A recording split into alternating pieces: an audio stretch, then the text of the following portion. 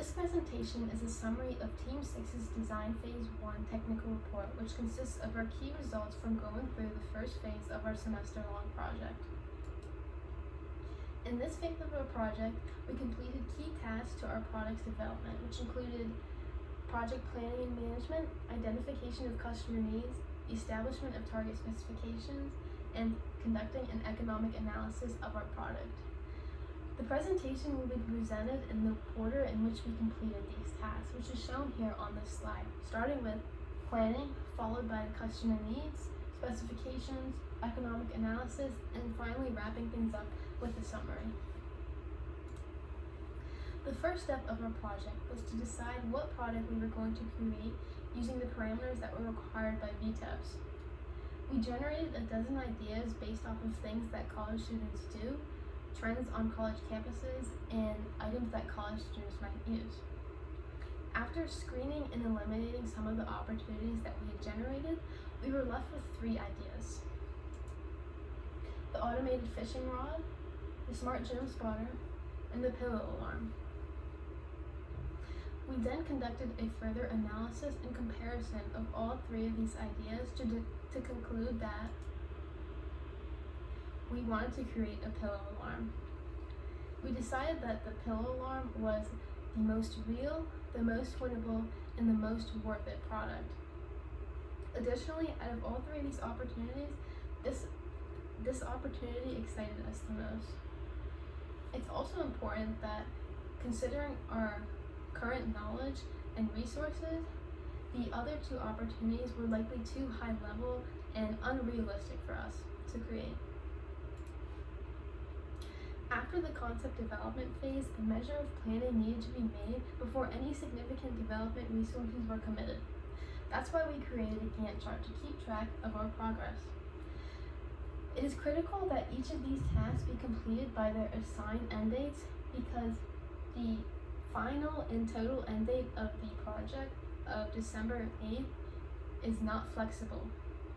The reason December 8th is not flexible is because that is the last date of the semester, meaning no task can be completed after that date. It must be done by then. In this presentation, however, we're only focused on the tasks that make up Design Phase 1. The Design Phase 1 tasks are enclosed in this red box here.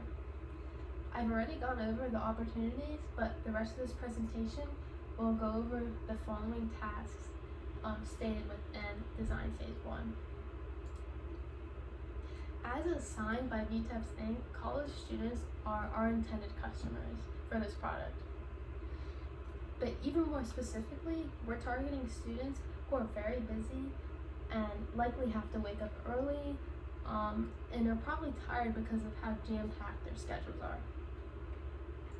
In the customer profile that we developed, this student is specifically stated to be heavily involved in and out of class, majoring in a difficult field, and maintaining a position in an organization. There are also a few other key statements that suggest how busy and tired this customer may be, such as the customer studies all night long. The pillow alarm is really intended to be used as a normal alarm clock. The user should start with setting their desired time on the control panel, which is located within the pillow. Then the user should simply go to sleep and wait for the pillow alarm to go off in the morning. Once the alarm goes off, the user has 2 choices. They can either turn the alarm off by having a physical interaction with the pillow by pushing the ends out and returning the pillow to a flat and neutral position, which would stop the alarm, or they can simply hit the snooze button, which is within the pillow on that control panel. Additionally, like most alarm clocks, the pillow alarm can also function as a timer. The timer feature would follow pretty much the same exact flow here, except the user needs to start with setting the timer rather than setting an alarm. In order to gather raw data, each team member interviewed 2 customers, all of which were Virginia Tech students. which happens to be our primary market. The statements that the interviewees made were then interpreted as customer needs. This slide shows just 2 examples of common statements made by the interviewees. And it also shows how we interpreted the statements as customer needs. For example, a customer stated that their current alarm is very loud and it gives them a headache. So to convert this to a customer need, we state that the pill alarm does not make a loud noise.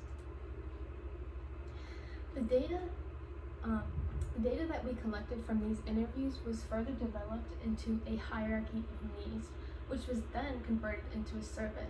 The results of this survey helped us establish the relative importance of these needs. From the survey, we were able to conclude that the volume level, reliability, and intensity were the most desired needs. There were also additional needs considered, such as the comfort level and a snooze feature on the alarm. To fulfill those needs previously stated and confirmed by the survey, we needed to establish metrics that measured those desired parameters. For example, the reliability of a material can be tested by performing a strength of materials test. The pie chart shown on this slide is actually a visual representation of the quality function deployment, which relates the technical importance of each product specification. Or, in other terms, it shows us how important each item is for the overall performance of the product. The most important, as shown on this chart, the most important tests happen to be associated with the most important needs, starting with the strength of materials test associated with motor reliability, volume testing for the volume, and also the mechanical interval testing for the varying intensity levels. There are also other specifications associated with the other needs, but those are our top 3. Finally, we were able to conduct an economic analysis of our product thus far. The team chose to do a scenario 1 economics model because it was safe to assume that with the available market, sales would not be limited. And this is because currently our product does not use anything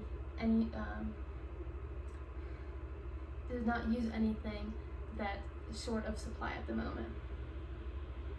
Based off of our customer interviews and competitive benchmarking analysis, we were able to say our optimal price is around $50. In order for us to receive real profit, approximately 230 units needed to be sold at the price of $50. We concluded that we can expect to sell around 500 units in the first year of production, especially if the product becomes a commodity in its target market. So, in summary, our team decided to create a product that extends an existing product platform, the alarm clock. The team is taking a customer-focused strategy to address the needs of Virginia Tech students. To ensure the project runs smoothly, we created a mission statement to guide our decisions and a timeline to track our progress.